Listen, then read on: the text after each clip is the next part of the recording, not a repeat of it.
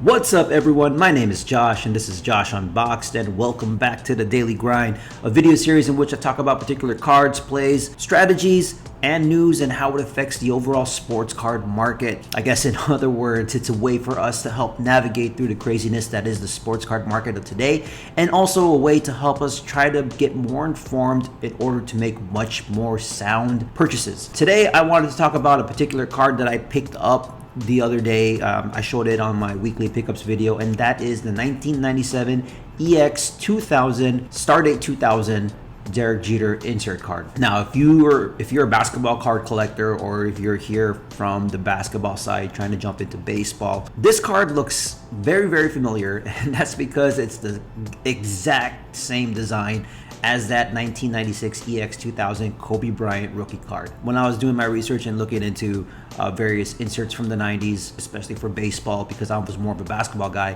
when I saw this card, it immediately jumped to me because I felt like, oh man, this card looks freaking awesome.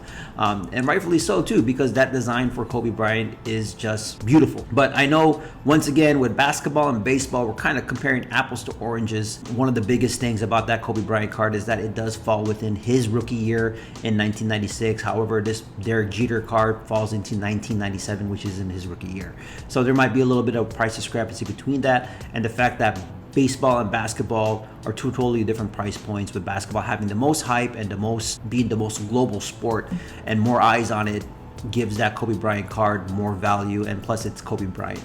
But Derek Jeter, like I said, is no person to scoff at either, and you'll be surprised at what the prices were with that Derek Jeter card back then, or a few months ago. And we're gonna go ahead and pull up the data. We're gonna pull up eBay sold listings. We're gonna pull up current eBay auctions. I also pulled up the Kobe Bryant cards as well, the eBay sold listings as well, to kind of have a little price comparison, and also the PSA pop reports. So we're going to jump right into the data and we're going to take a look at it. All right, so here I pulled up the most recent sold listings for the Derek Jeter EX2000 Star Date 2000 insert card, and you can see here that recently there's one that sold that was an SGC 9 for $100.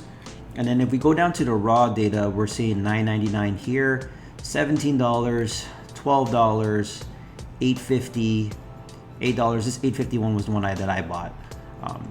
$2.25, $5.50, $10.57. So you can see like the price of this card is actually pretty low for a card with a beautiful design of an iconic player on an iconic team. We have a SGC here, 8.5 for $31. As we're going down back into December, there's one sale in particular, which is this one on November 21st, 2020. A PSA 10 sold for $262.99. Now this here is quite interesting. I feel that this $262.99 is somewhat undervalued, and if we look at the current listings, you see here there's one for $30 here. This particular listing right here, that's at $167.50 on auction for a PSA 10. It's going to be quite interesting to see where this card lies, because if this card sells for more and overshoots this price, then we're going to be in for something big, I feel, for this Derek Jeter card. So you'll see here we got listings at $30. You got some auctions for starting at $5, $260. So this card can be had for a decent price, I think, if you win it through auctions. And then you got some people would buy it now as of $39.99, $17. You have a PSA 10 here, people are asking for $1,400, and there's another PSA 10 here, people asking for $1,500. So like I said, it'll be interesting to see where this auction goes, just because if it falls anywhere close to these prices, then we're in for something big for the raw cards. And there's a possibility to even get the raw cards and get them graded, although with this card, because of all the black around it, it may be a little difficult to find a PSA 10 condition card. But if you can pull out like a PSA 9 out of this, you'll probably end up doing well also. But like, I consider this card in terms of raw kind of like a low risk kind of card with high reward. I mean, even if you bought it at $30 or so, I think that might be just a little too steep, but then again, you're getting a nice card just to keep in the collection. But if you can try to get these cards here for below like $20, I think that would be a good deal in and of itself. And you can see here, there's not that many of these cards being listed. There's only 11 cards of this card being sold. Now, for comparison's sake, I pulled up the Star Date Kobe Bryant card, and this card is just insane with the card prices. This one took a real huge jump. You can see here raw going for 1,125. You got one here that took a best offer of less than 1,000. Let's see, we've got a 9.5 that took for a best offer less than 9. Another 1,000. Here's a 9 here, 9.5. Gem Mint went for 65. PSA 9 went for 3,000. Now I know, like I said, the differences between the two is that, you know, this is Kobe Bryant and this is from his rookie year, and there's more eyes on basketball than there is on baseball. But if you do a one-to-one comparison with Kobe Bryant and Derek Jeter cards, and you're seeing that these Derek Jeter cards are going for these prices, as opposed to Kobe Bryant going for these prices, it's a little bit skewed, in my opinion, I guess. I mean, I love this E-X2000 Star Date card, but man, these prices are just insane. And for Derek Jeter, these prices seem reasonable, just for the sheer value that it's Derek Jeter, and you know, it's a beautiful designed card. I pulled up the pop reports as well.